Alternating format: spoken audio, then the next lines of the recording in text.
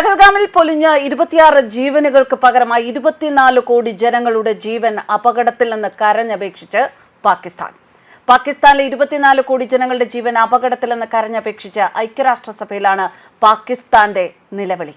സിന്ധു നദീ ജലവെള്ളം അത് ഇന്ത്യ തടഞ്ഞുവെക്കുന്നത് മൂലം 240 മില്യൺ ജനമാണ് ജീവനും നിലനിൽപ്പിനും ഭീഷണിയായത്. ഗാസയേക്കാൾ ഭീകരമാണ് തങ്ങളുടെ ജനത്തിന്റെ അവസ്ഥ എന്നും UN-ൽ നിലവിളിച്ചെത്തി പാകിസ്ഥാൻ പറയുന്നു. ഇത് റിപ്പോർട്ട് ചെയ്തത് ഇന്ത്യൻ മാധ്യമങ്ങളൊന്നുമല്ല, പാകിസ്ഥാൻ ദേശീയ മാധ്യമമായ ദ ഡോൺ ആണ്.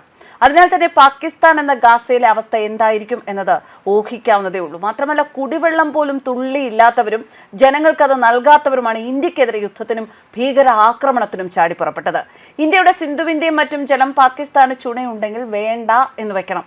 കാശ് മുടക്കി കടൽ വെള്ളം വറ്റിച്ചും ശുചീകരിച്ചും ജനങ്ങൾക്ക് കുടിക്കാൻ കൊടുക്കട്ടെ എന്നും പരിഹാസങ്ങൾ ഉയരുകയാണ്. ലോകത്തിലെ വൻ ശക്തികളായ ഓസ്ട്രേലിയ, അറബ് രാജ്യങ്ങളൊക്കെ കാശ് മുടക്കി കടൽ വെള്ളം ശുചീകരിച്ചാണ് വെള്ളം എടുക്കുന്നത് എന്നും ചിലർ ചൂണ്ടിക്കാട്ടുന്നു. എന്നാൽ കടൽ വെള്ളം ശുചീകരിക്കാൻ പണം വേണം. സിന്ധു നദീ ജലമാണെങ്കിൽ ഇന്ത്യയിൽ നിന്നും ചുളിവിലും കാശ് മുടക്കില്ലാതെയും കിട്ടും.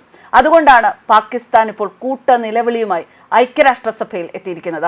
ജമ്മു കാശ്മീരിലെ പെഹൽഗാമിൽ നടന്ന ഭീകര ആക്രമണത്തിന് സിന്ധു നദീ ജല കരാർ താൽക്കാലികമായി നിർത്തിവെച്ച് തിരിച്ചടി സമ്മാനിക്കുകയായിരുന്നു ഇന്ത്യയുടെ ഈ നടപടി പാകിസ്ഥാനെ ആകെ തകർത്തിരിക്കുകയാണ്. അതിർത്തി കടന്നുള്ള ഭീകരതയ്ക്ക് പാകിസ്ഥാൻ നൽകുന്ന പിന്തുണ അവസാനിപ്പിക്കുന്നതുവരെ ഈ നിലപാടിൽ മാറ്റമില്ല എന്ന് ഇന്ത്യ വ്യക്തമാക്കിയതോടെ പാകിസ്ഥാൻ ആകെ പ്രതിസന്ധിയിലാണ്. സിന്ധു നദീ ജലം പാകിസ്ഥാന്റെ ജീവരേഖയാണ് എന്നും ഇത് താൽക്കാലികമായി നിർത്തിവെക്കുന്നത് രാജ്യത്ത് വലിയ പ്രത്യാഘാതങ്ങൾ സൃഷ്ടിക്കുമെന്നും പാകിസ്ഥാൻ സെനറ്റർമാർ മുന്നറിയിപ്പ് നൽകി. ജലബോംബ് നിർവീര്യമാക്കാൻ ഷഹബാസ് ഷെരീഫിന്റെ നേതൃത്വത്തിലുള്ള സർക്കാരിനോട് പാക് സെനറ്റർ സയ്യിദ് അലി സഫർ ആവശ്യപ്പെടുകയും ചെയ്തിരുന്നു. പാകിസ്ഥാനിൽ 10 സിന്ധു നദീ ജലത്തെ ആശ്രയിക്കുന്നുണ്ട്. പ്രതിസന്ധി പരിഹരിച്ചില്ല എങ്കിൽ വലിയൊരു വിഭാഗം ജനങ്ങൾ മരിക്കുമെന്നും പ്രതിപക്ഷ പാർട്ടിയായ പാകിസ്ഥാൻ തെഹ്രീക്ക് ഇൻസാഫ് സെനറ്റിനെ അഭിസംബോധന ചെയ്തുകൊണ്ട് പറഞ്ഞു. ഏപ്രിൽ 22-ന് പെഹൽഗാമിൽ നടന്ന ഭീകര ആക്രമണത്തിൽ 26 പേർ കൊല്ലപ്പെട്ടതിന് പിന്നാലെയാണ് ഇന്ത്യയുടെ ഈ നിർണായക നീക്കം നടക്കുന്നത്. ഭീകരതയെ പിന്തുണയ്ക്കുന്ന പാകിസ്ഥാന് ശക്തമായ സന്ദേശം നൽകുന്നതിനായി സിന്ധു നദീ ജല ഉടമ്പടി മരവിപ്പിക്കുന്നത് ഉൾപ്പെടെയുള്ള കടുത്ത നടപടികൾക്ക് ഇന്ത്യ ഒരുങ്ങുകയായിരുന്നു.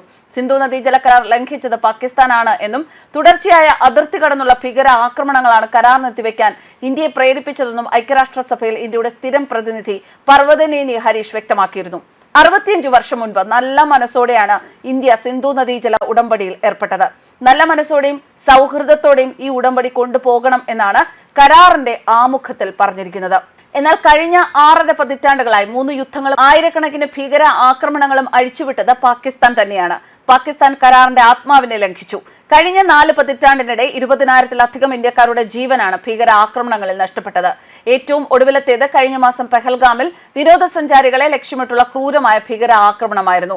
പാകിസ്ഥാൻ തെഹ്രീക്ക് ഇൻസാഫ് സെനറ്റർ സയ്യിദ് അലി സഫർ സിന്ധു നദീജലത്തെ പാകിസ്ഥാൻ ജനസംഖ്യയുടെ 10-1 പേർ ആശ്രയിക്കുന്നുണ്ടെന്നും പ്രതിസന്ധി പരിഹരിച്ചില്ല എങ്കിൽ വലിയൊരു വിഭാഗം ജനങ്ങൾ പട്ടിണി കിടന്ന് മരിക്കുമെന്നും സെനറ്റിൽ ആശങ്ക പ്രകടിപ്പിച്ചിരുന്നു. ഈ ജലപ്രതിസന്ധി ഇപ്പോൾ പരിഹരിച്ചില്ല എങ്കിൽ നമ്മൾ പട്ടിണി കിടന്ന് മരിക്കാനിടയുണ്ട്. കാരണം സിന്ധു നദീതടം നമ്മുടെ ജീവരേഖയാണ്. നമ്മുടെ വെള്ളത്തിന്റെ 3/4 ഭാഗവും രാജ്യത്തിന് പുറത്തു നിന്നാണ് വരുന്നത്. ഓരോ 10-9 പേരും അതിർത്തി തടങ്ങളെ അടിസ്ഥാനമാക്കിയാണ് ജീവിതം നയിക്കുന്നത് എന്നും സഫർ പറയുന്നു. പാകിസ്ഥാന്റെ സൈന്യവും സമ്പദ് വ്യവസ്ഥയും ഓരോ ഭീകര ആക്രമണത്തിനും വില നൽകേണ്ടി വരും. പാകിസ്ഥാൻ ഇന്ത്യയുടെ വെള്ളം ലഭിക്കില്ല. ഇന്ത്യയുടെ രക്തവുമായി കളിച്ചതിന് അവർക്ക് വില നൽകേണ്ടി വരും. ഇത് ഇന്ത്യയുടെ ദൃഢനിശ്ചയമാണ്. ലോകത്ത് ഒരു ശക്തിക്കും നമ്മളെ ഈ ദൃഢനിശ്ചയത്തിൽ മാറ്റാൻ കഴിയില്ല എന്ന് പ്രധാനമന്ത്രി നരേന്ദ്രമോദി മുന്നറിയിപ്പ് നൽകിയതും ഇപ്പോൾ പാകിസ്ഥാന് അപകടമാവുകയാണ്. സിന്ധു നദീ ജല കരാർ പ്രകാരം സിന്ധു നദീതടത്തിലെ 6 നദികളിൽ കിഴക്കൻ നദികളായ ബിയാസ്, രവി, സത്ലജ് എന്നിവയുടെ ജലം ഇന്ത്യക്കും പടിഞ്ഞാറൻ നദികളായ സിന്ധു, ഝലം, ഝനാബ് എന്നിവയുടെ ജലം പാകിസ്ഥാനുമാണ് ലഭിക്കുന്നത്. പാകിസ്ഥാൻ ഉപയോഗിക്കുന്ന ജലത്തിന്റെ 80% ഈ നദികളിൽ നിന്നാണ്. 1.6 കോടി ഹെക്ടർ പ്രദേശത്തെ കൃഷി സിന്ധു നദീജലം ഉപയോഗിച്ചാണ്. കറാച്ചിയും ലാഹോറും പോലുള്ള വൻ നഗരങ്ങളിൽ ശുദ്ധജലം എത്തിക്കുന്നതും സിന്ധുവിൽ നിന്നാണ്. ഈ സാഹചര്യത്തിൽ ഇന്ത്യയുടെ ഈ നീക്കം പാകിസ്ഥാന് കടുത്ത വെല്ലുവിളിയാകും. കശ്മീരിലെ ഭീകര പ്രവർത്തനങ്ങൾ അവസാനിപ്പിക്കാൻ പാകിസ്ഥാനെ നിർബന്ധിതരാക്കുക എന്നതാണ് ഇന്ത്യയുടെ ലക്ഷ്യം. വരും ദിവസങ്ങളിൽ ഈ വിഷയത്തിൽ കൂടുതൽ സംഘർഷ സാധ്യതകൾ പൊട്ടിപ്പുറപ്പെട്ടേക്കാം എന്ന സാധ്യതയും ഇന്ത്യ തള്ളിക്കളയുന്നില്ല. News desk karmas.